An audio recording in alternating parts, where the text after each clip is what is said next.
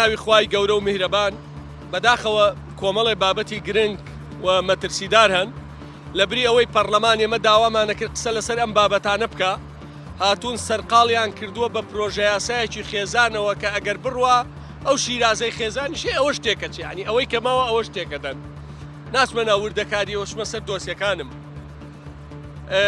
لە ماوەی ئەم ساڵە تەبعان ئێمە چەندین جار باسی ئەم مەترسی دوو ئیدارەیەمان کرد کە زەرەر لە موچە و چیەدا گوێمان لێ نەگیرا ئەنجامەکەی بەس ئەمساڵ عجزی موچە لە سلێمانی 300 ملیار دینار بووە ئەم 300یان بەچی پڕ کردوتەوە چون ئەو پارەی کە خەڵک بەڵێندەرەکان بازرگانەکان وەکو تەمین دایانناوە لە بەنک بردوویانە نزیکەی بای 4-5 ملیار شارەوانی سلێمانی زەوی فرۆشتووە لە بری ئەوەی ببێ بە خەدەمات ئەویش براوە هەروە بەرهێنەرێک پرۆژەیەکی پێدرێ لە ساڵیەکی بەهای پرۆژەکە پارەیەدا 2 ملیۆن 3 ملیۆن دۆلاری داوە لە بری پرۆژەکە لە بری ئەوەی بکرێتە خزمەت گوزاری ئەویش براوە پارەکان برا تەواو نەما واتە پارە نەما لە بانکان لە مانگی ئایندەوە گرفتی گەورە بۆ موچەی موچەخۆرانی سلێمانی دروسە بێ بۆ داهاتی سلێمانی ناگاتە 75 ملیار ئەڵێن تەنیا بۆ موچە 97 ملیار و نیومانەوێ 82 بۆ سلێمانی 15 بۆ وەزارەتەکان و بۆ سەرۆکاتەکان و بۆ نەسریەش هەمومانیە 40 ملیار پارەش نییە کەواتە بەچی دابینیەکە ئەم دوو ئیدارەی و بێ ئیدارەیە کە کەس قسەی لەسەر ناکە ئەنجامەکەی هەموو سلێمانی دواتر کوردستان بەرەو لەدبوون و کێشە و ئاڵۆزی و ئەبا بۆیە لە بری ئەوەی پەرلەمان ئامادەنین لەسەر ئەم بابەتە قسە بکە هاتوون مەشغوڵیان کردووە بەوەی وەڵا ئەگەر پیاوێک شتێ بە ژنەکەی بڵێ ژنەکەی بەدڵی نەبوو شکاتی لێکە یا دراوسیەکەت بڕۆ شکاتێکتان لێ بکە بڵێ و دوانە لە ماڵەوە دەنگە دەنگیانە بۆ دەستگیر کرێن بەڵام من ئەڵێم هەرێمی کوردستان لە لەدبوونایە ئێستا مەسە نایەکرێ مەسەر مانگی ئایندە بەشەی کورسان موچە وەرنەگرێت دوو مانگتر بەشێکی وەرنەگرێت بەداخەوە خاڵی دووەم کە بەداخەوەی لێم زۆر هەوڵماندا زۆر پێداگیریمان کرد کۆمپانیا کامیلە دیاریکردنی تیژڕەوی دانەنیە زۆر بە ڕوونی ئەیڵێم سەرۆکی حکومەت و جێگرەکەی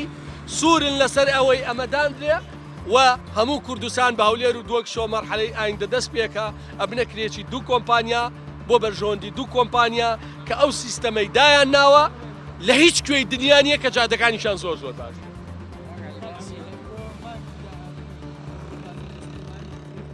بەڵێ بۆم مانگی پێشوش گرفتە بووە مانگی پێشوش گرفتە بووە بەڵامە چون بەچی پڕیانە کردەوە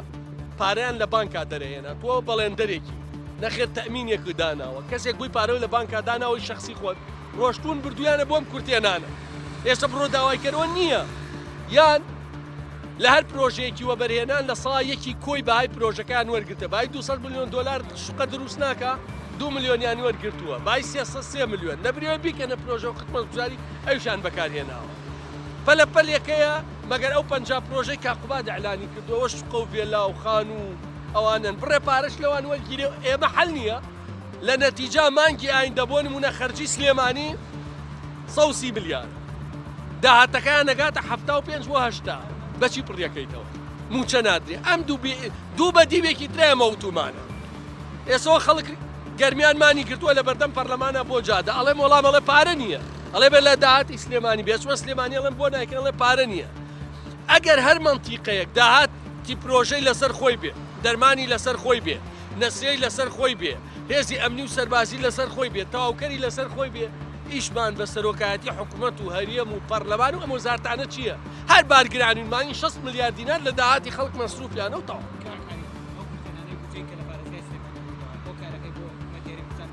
بەڵێ نەخێر هۆکارەکەی بۆ هەموو وانێگرێتەوە لە حکوومەتا بەشدارن ئەی ئیشی جێگری سەرۆکی حکوومەت چییە؟ ئیشی وەزیری دارایی چییە؟ ئەی ئەمانە بۆ بەشدارن لەم حکوومەتە ئەگەر هەرکێ داهاتی خۆی بۆ خۆی بێ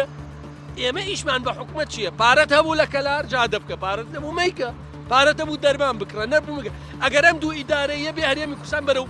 لەدبوونە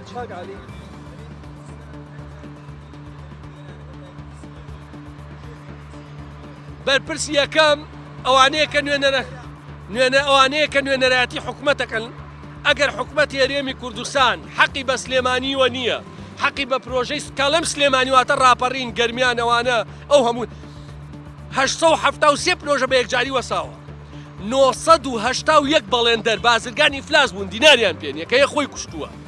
کە ئەڵێم وەستاوە ئاسۆش نییە بۆ کردنەوەی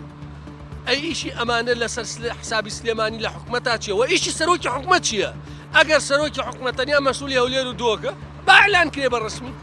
دەی ڕێزمان.